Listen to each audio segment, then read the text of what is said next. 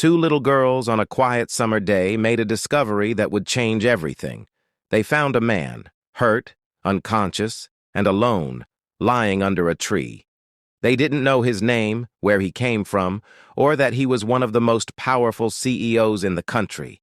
This is the real story of courage, kindness, and a secret that shook an entire town. The sun poured golden light over the sleepy town of Willow Creek, casting soft shadows on picket fences and porches lined with flower pots. A warm breeze rustled the tall oak trees that lined the sidewalks, and somewhere in the distance, a lawnmower hummed like a lazy bee. It was the kind of afternoon that felt like a hug, safe, gentle, and filled with the soft sounds of summer. Children's laughter danced through the air. Sprinklers clicked rhythmically on green lawns. The ice cream truck jingled faintly in the distance. This was home, where everyone knew each other's names and waved at passing cars. Willow Creek was a town untouched by chaos, a town where life moved slowly and hearts beat in rhythm with the breeze. Among the sounds of summer, two little girls pedaled their bikes down the dusty path behind their neighborhood. Helen, 9 years old, rode with purpose, her long braid bouncing as she turned each corner.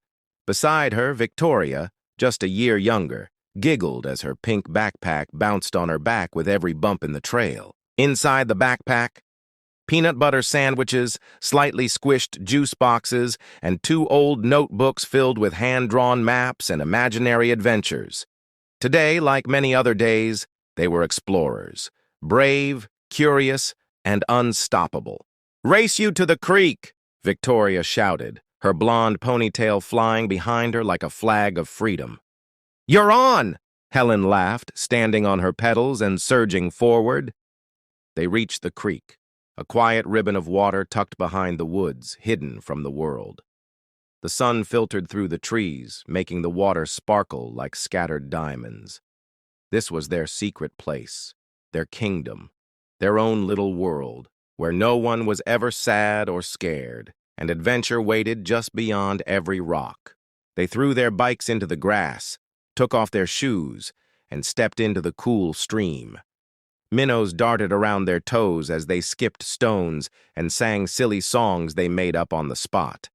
It was the kind of joy only childhood could hold, wild and full of light. "Let's look for treasure today," Helen said, already scanning the banks. Victoria nodded eagerly. Maybe pirates left something behind.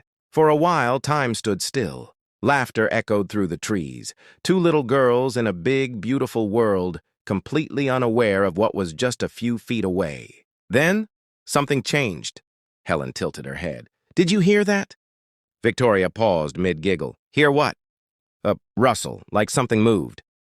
They both turned toward the far end of the creek near the massive old willow tree that leaned slightly, its branches brushing the ground like soft fingers. The air suddenly felt different, thicker, quieter. The happy summer breeze faded.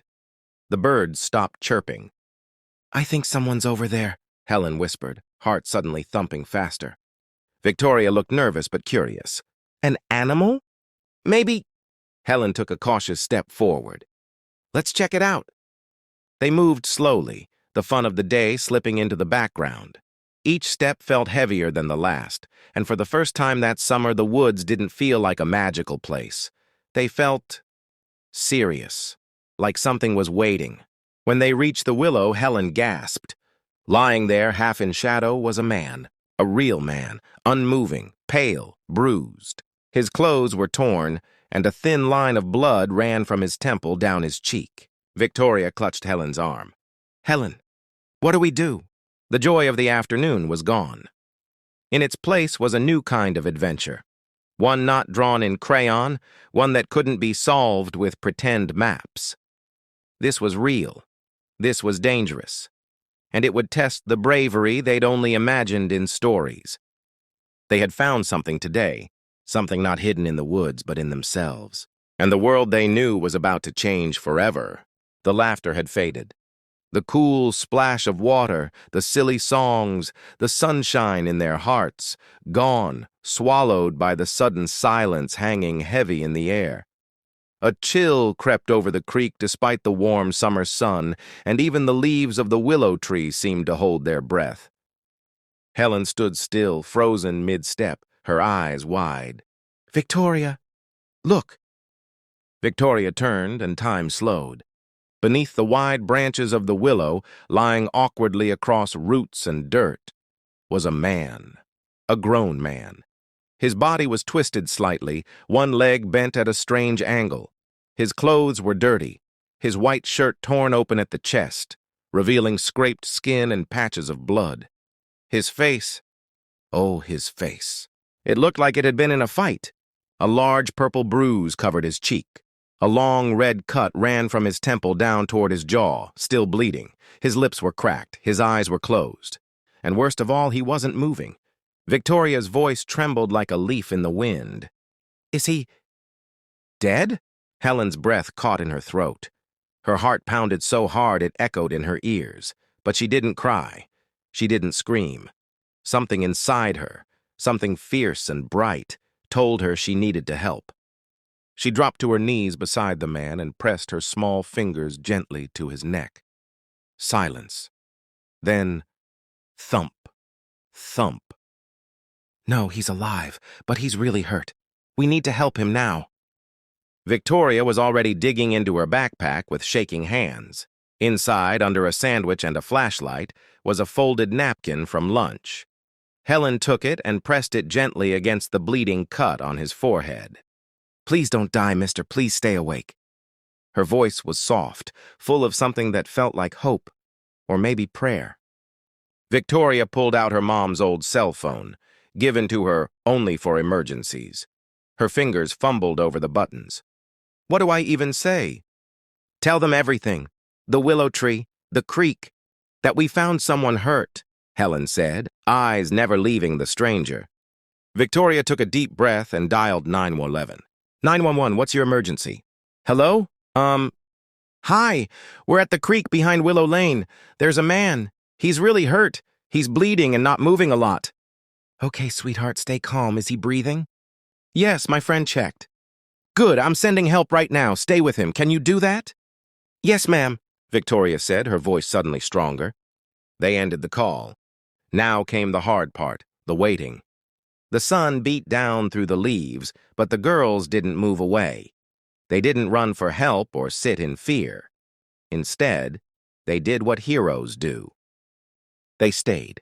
Helen carefully wiped sweat and dirt from the man's face, whispering, "You're going to be okay. Just hang on." Victoria knelt beside her, taking the stranger's cold hand in both of hers. "Someone's coming. You're not alone." Minutes felt like hours. Birds chirped nervously. Leaves rustled in the wind. A distant dog barked. And the man, he stirred. His fingers twitched. A soft groan escaped his cracked lips. His eyelids fluttered, but didn't open. Helen leaned closer. "It's okay. You're safe now." And just then, the sound of sirens broke through the trees, growing louder with every second. Red and blue lights flickered between the branches. Help was here. Paramedics rushed through the woods with urgency in their steps, but their expressions shifted when they saw the scene. 2 little girls, 1 unconscious man, and not an ounce of fear. Just courage and kindness. The paramedics quickly began working. Oxygen, bandages, a stretcher. One of them, a woman named Lisa, knelt beside the girls and smiled, eyes full of gratitude. "You girls did something very brave today. You may have saved this man's life." Helen blinked. "Will he be okay?" "We're going to do everything we can," Lisa said. "Thanks to you two, he has a chance." As the stretcher rolled away, Helen and Victoria watched silently, holding each other's hand. They hadn't just discovered a stranger that day. They had discovered the kind of heroes they were meant to be. The sirens had faded, swallowed by the distance, but the feeling in Helen and Victoria's hearts still pulsed like a drumbeat. As the ambulance disappeared through the trees, both girls stood motionless for a moment, mud on their legs, worry in their eyes, and something unspoken swirling between them. They had just saved a life, and though they were young, they understood the weight of that moment. When their parents arrived, they came rushing in with panic and questions, but once the girls explained everything, calmly, clearly, with more courage than most adults could have shown, those questions turned into tears of pride. The paramedics had said it plainly. If they hadn't acted when they did, he might not have made it. Back home, everything looked the same. The white picket fences, the sunset over the rooftops, the smell of dinner floating from open windows. But something had changed. The girls sat on Helen's front steps, still barefoot and quiet, staring up at the pinkening sky. "I can't stop thinking about his face," Victoria said softly. Helen nodded. "I keep wondering who he is, and what happened to him." That night, both families, moved by something deeper than curiosity, decided to visit the hospital, not just to ask questions, but because something inside them said this man shouldn't be alone. The hospital in Willow Creek was small, no crowds, no press, just kind nurses and quiet halls. The girls walked in holding their mother's hands, nervous but determined. A nurse met them at the front desk. "You're here to see the man from the creek?" she asked gently. "Yes," Helen's mom replied. "These girls found him." The nurse's face lit up with a mixture of shock and admiration. "So you're the brave ones. He's still unconscious, but stable. No ID, no phone, just this." She led them into a small private room. The fluorescent lights hummed softly.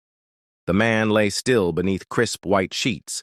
His head was bandaged, and his chest rose and fell with the rhythm of life hanging on by threads of luck and kindness. On the bedside table sat a silver watch, engraved with the letters DH. Victoria pointed. "That's all he had?" The nurse nodded. "Yes. A torn business shirt. This watch. No wallet, nothing else." The room was filled with silence, but not an empty one. It was the heavy kind, the kind that asked questions without words. Helen walked to the side of the bed. She was quiet for a moment, just looking at the man they had pulled back from the edge. "I hope he wakes up soon," she said softly. "He must have people who are scared, missing him." Victoria stood beside her, suddenly bold. "Or maybe we're the only people who even know he's here." Helen's mom stepped forward, gently brushing Helen's hair back. "Then we'll keep checking in. He shouldn't be alone, not after what you girls did for him." And with that, a promise was made. The nurses made note of the family. The girls drew a card and left it on the man's table, a crayon drawing of a willow tree, 2 smiling girls, and a message in big block letters. "You're not alone. Get well soon, Helen and Victoria." No one in the hospital knew it yet, but the unconscious man lying in that small-town room wasn't just anybody. He was Daniel Hartman, Millionaire CEO of Hartman Technologies, one of the most powerful business minds in the country, missing now for nearly a week. Headlines screamed his name in cities far from Willow Creek. But here no one recognized him. He wasn't a CEO here.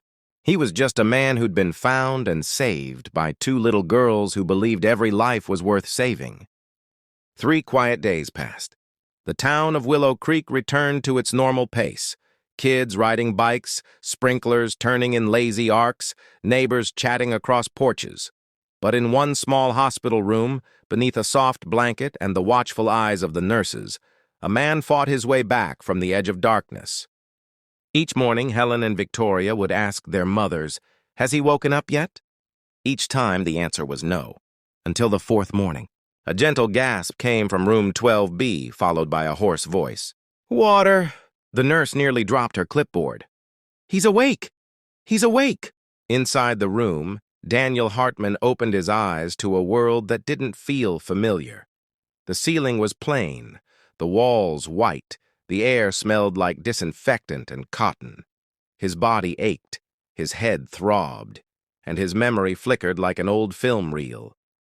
A young nurse stepped into the room, tears glimmering in her eyes. "You're safe now. You're in Willow Creek Hospital." Daniel tried to sit up, wincing. Where am I? What happened?" She explained slowly how 2 girls had found him by the creek, called for help, and stayed with him until the ambulance arrived. His hand flew to his chest. "My wallet?" "You didn't have one. No ID, Only a watch with initials, DH? Daniel chuckled dryly. That's me. Do you remember your name? The nurse asked gently. He nodded, eyes shining. Daniel Hartman. She froze. The Daniel Hartman? The CEO? Yes, he sighed. I was on a road trip. Needed a break from the city. From everything. My car, he blinked, recalling fragments, was run off the road. I remember the crash, and then walking, then nothing. The nurse's hands trembled. You're a missing person. People have been searching for you for days. They thought you'd been kidnapped. Maybe worse. Daniel leaned back against the pillow, the weight of the world rushing back in. Meetings, emails, stock reports, empty boardrooms. The life he'd run from suddenly felt so far away. Then he looked around the small hospital room, the handmade card still sitting on the bedside table. 2 crayon drawings, a willow tree, 2 smiling girls. He picked it up and stared. Who are they? He asked softly. They're the ones who found you. The nurse smiled. 2 little girls, Helen and Victoria. They come every day to check if you've woken up. His eyes filled. They stayed with me? Didn't leave your side until help arrived. He swallowed hard, the emotion rising fast. I want to meet them, please. The nurse smiled. We'll call their families. He held the drawing close to his heart. They didn't just save my life, he whispered. They reminded me of something I had forgotten. The nurse tilted her head. What's that? Daniel's gaze drifted to the window, where sunlight spilled onto the windowsill. That kindness still exists. That not everything in this world is about power and money. That love can come from the smallest hands, in the most unexpected places. The next morning, Willow Creek stirred with more than just the hum of lawnmowers and the clinking of coffee cups. Whispers floated across fences. Cars slowed down near the edge of Maple Street. Curtains twitched in windows. Because something unusual had pulled into town. A sleek black car, polished to a mirror shine, rolled slowly past the familiar homes of Willow Lane. Inside sat Daniel Hartman, clean-shaven now, dressed in a tailored suit, yet with a soft smile that held no trace of the CEO arrogance people expected from big city billionaires. He wasn't here for business. He was here to say thank you. His first stop was Victoria's house. When Victoria opened the door in her pajamas, clutching her stuffed bunny, her eyes went wide. It's you, she gasped. Behind him stood a man holding a bouquet of sunflowers and a giant teddy bear. Daniel knelt down and looked her straight in the eye. Hi, Victoria, you saved my life? Victoria blushed, hiding behind her mom, who stood frozen at the door. Can I give you a hug? He asked gently. She nodded. As he embraced her, Daniel felt something warm settle deep in his chest, the kind of warmth money couldn't buy. Then he visited Helen's house, where she was drawing chalk hearts on the sidewalk. When she looked up and saw him, she dropped the chalk. You're okay, she shouted, running to him. I am, Daniel smiled, because of you. He landed her the second teddy bear and a box of fancy chocolates. But what he said next stunned both families.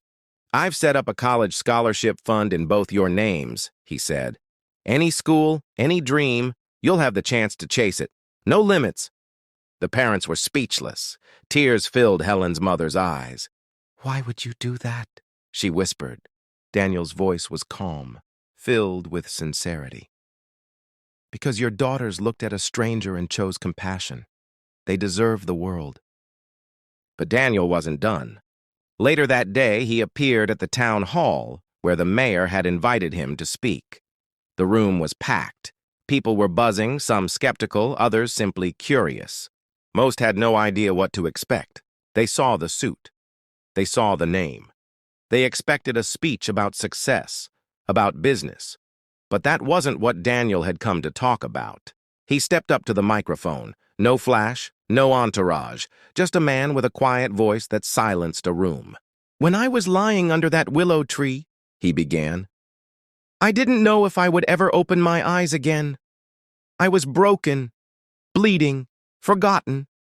And then, 2 little girls, no older than your daughters, saved me. The crowd leaned in. They didn't ask who I was. They didn't run. They didn't see a stranger. They saw a person who needed help. They stayed.